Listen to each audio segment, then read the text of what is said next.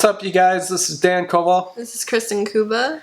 And we wanted to share our trip with you to the vertical blue freediving competition at Dean's Blue Hole in the Long Island, Bahamas. We had an epic time there, and usually I post little updates about our experiences during the competition on Facebook, but we want to take it to a more personal level. So we're here to show you and talk to you about everything that we experienced during this trip.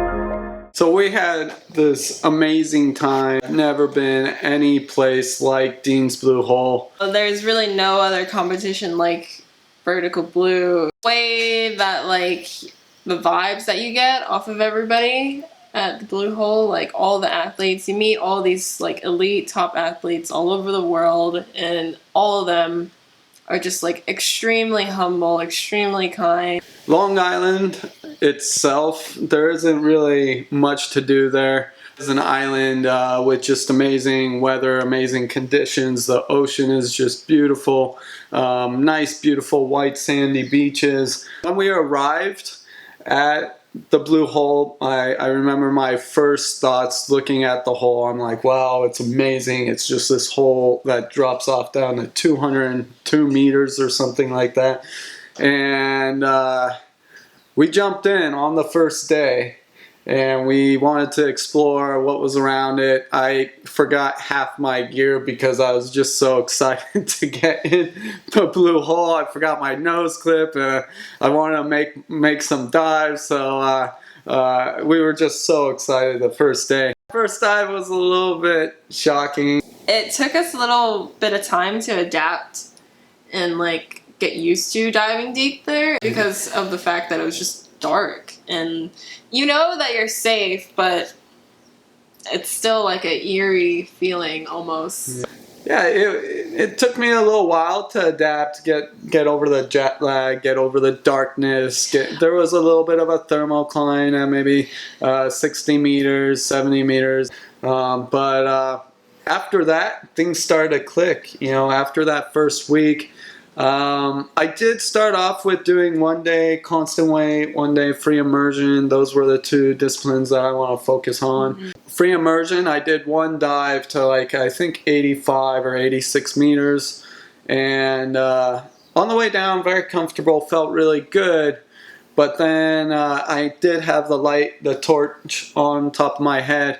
And then once I turned on the way back up, I started pulling, and every time I would pull, my head would turn and I would lose the line, so I'd have to turn my head, then grab the line again. Yeah, I decided not to continue with my free immersion training, just to stick with constant weight, because at that time I had just a 90-meter dive, I think, and it was amazingly comfortable.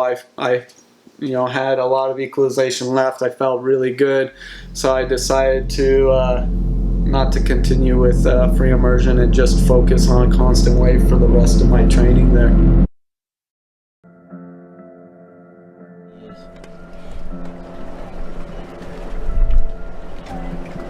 Yeah, the legs must be quite tired right now.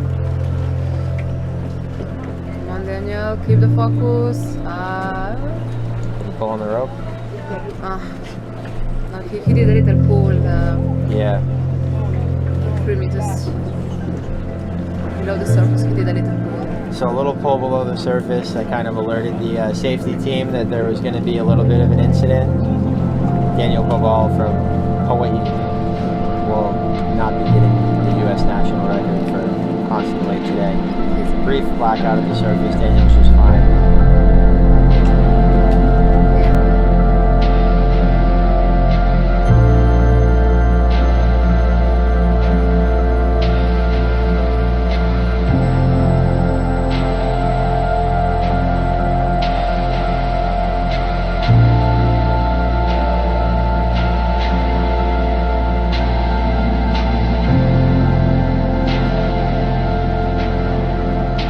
I think everyone has some first aid jitters. New this year that they're doing is they are checking your O2 saturation and heart rate in before and after the dives. Yeah, before and after the dives in the safety tent. It's right when you immediately check in. You have to check in an hour before your dives, and then they take it right there. So, and my heart rate registered at over 120 beats per minute. That came to a little bit of a shock to me. Over 120 beats per minute. All right, I'm like, okay, whatever. You know, let's start suiting up. Let's jump in the water. Let's do some warm-up dives, see how I feel. I felt those butterflies come on. I felt that in my stomach the whole time during warm-up. Yeah, so I dove first that day, and you were coaching me. Yeah, so you dove like an hour or something before my official top. So I was like, yeah, I can coach you. And yeah, I was in the water for quite a while. Yeah, and then you got to watch me black out. Yeah, so I think in my case, like having the stress, being a coach is stressful. Yeah.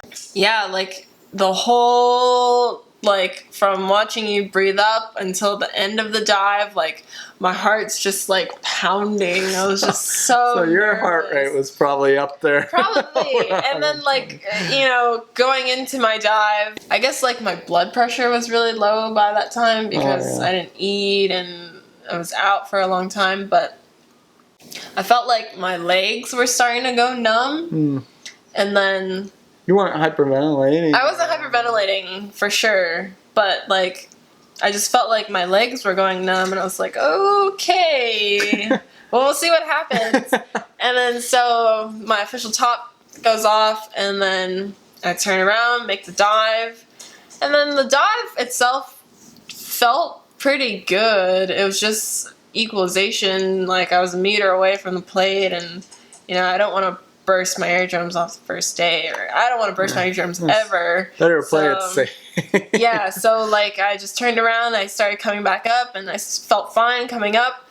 Then all of a sudden, once I saw my second safety, something doesn't feel right. Yeah. And then, but I just kept kicking, and then I remember like thinking, oh shit, like something's gonna happen. And then like I don't know why, it was like I had no you were brain. out of it. Like everything was black, like I can't remember. And then but I do remember being on the surface and then feeling extremely tired. You know, while I'm on the surface, you can see me just like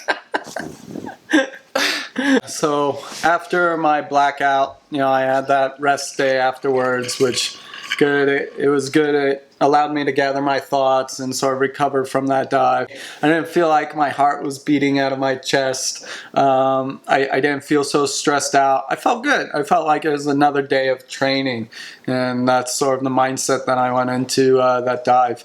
So I did my warm-ups, everything going good. My breathe up was nice. You know, I felt relaxed, and I started my dive. On the way down, though, I sort of had some weird thoughts of turning around for some reason. I don't know why those thoughts even came in my head, but I then thought to myself, wow, I still have plenty equalization. And then my alarm went off at 93 meters or 92 meters, telling me I'm 10 meters away. So I'm like, well, I got plenty of air to keep equalizing. Might as well just go to the plate and see what happens. So I make it to the plate, grab the tag. On the way up, some weird thoughts came back in my head again. I thought about pulling on the line at 70 meters down. Maybe there was some nitrogen narcosis going on there. But then I'm like, man, I'm really deep to start pulling. Why would I start pulling? So well, let's just kick a little bit harder on my way back to the surface.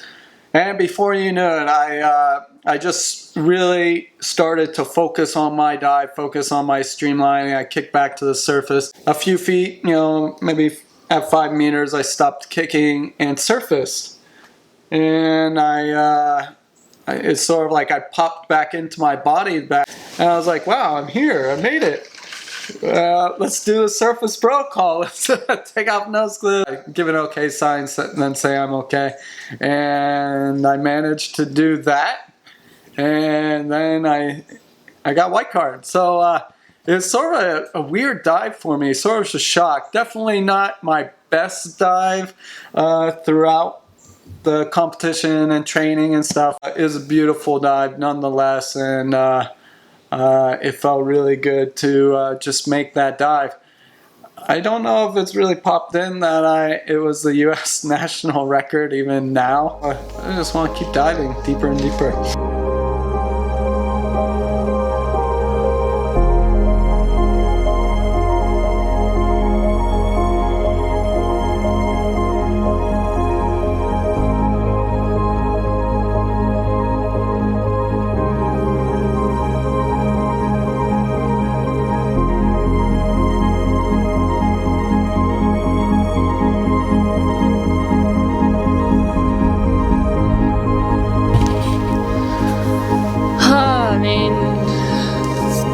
What can I say? The last two dives of the competition for me were just incredible.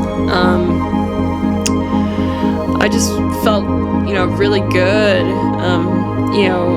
I did have to announce a meter shallower than what I was doing before, but I'm glad I did because, I knew my equalization would make it there, and I knew it would take a little bit more stress off of me, and by that time of the competition, I felt like all the nerves and all the stress were finally just really letting go.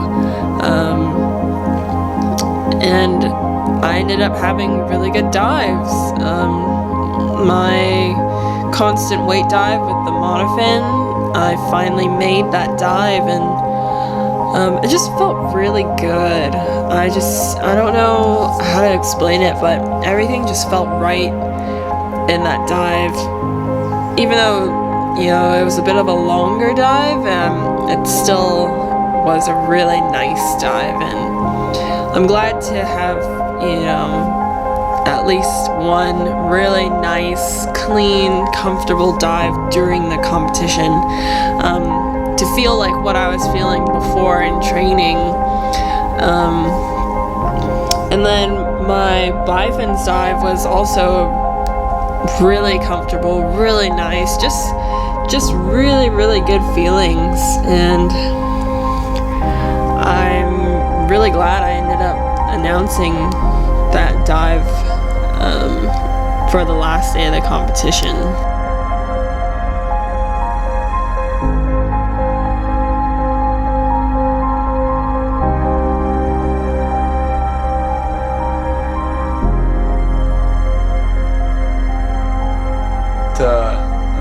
I think a lot of people liked seeing that bifins dive from you. Yeah, and the dive was also a personal best for me. But yeah, I'm just super stoked to have done that dive, and I really wanted to end the competition on a good note. And yeah, it really made the whole experience, it just come together. Yeah. I mean, you got 2 white cards, which was actually more than me. But and they were both pretty much personal best dives. It's a great experience. Lots of new PBs, a national record for me, and just overall a really fun time. Yeah. I couldn't have asked for a better experience, honestly. From the people that we've stayed with to the new faces that we met, and these competitions, they keep the love for the sport.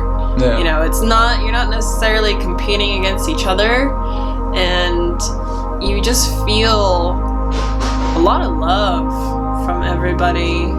Yeah. There's a lot of support, and you may be the shallowest diver there, but world record holders are there cheering you on and supporting you throughout your competition, because they know what it's like, and it is tough. you know, because diving in a competition is extremely difficult. Like, it's not easy, and people think it's easy, but, you know, until you really experience going out to these big competitions and being up against the best in the world. yeah, it's a lot of stress, and it takes a lot of guts for sure. But I think what's most respectable about doing these competitions is you're really putting yourself out there, and you can't be afraid to fail. You can't be afraid to turn early. You know, everyone's been there. Everyone's done that. Everyone's made mistakes on their dives, and we're all just sort of learning together. I think that's what I really noticed about this competition the most, is we're all just trying to do the best we can.